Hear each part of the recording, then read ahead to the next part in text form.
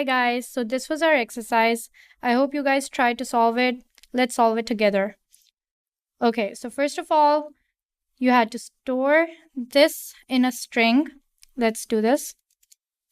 So here is my string and hello guys, what's up? Okay, so the part 1 was to reverse the string. So let's reverse it and keep it in a new string. So let's say I have rev string, that is reverse string, equals to my string, and as Kashav discussed, this is colon and -1.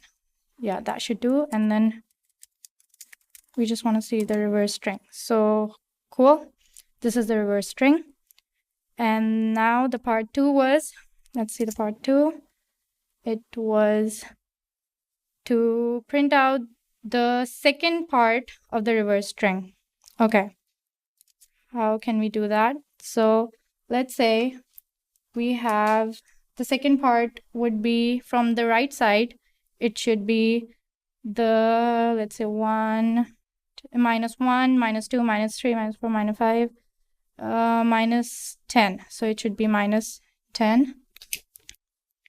Okay, so reverse string and -10 colon, or even if you don't do that. Yeah, so that is the second part of the reverse string printed out. So that was it for this exercise. Thank you.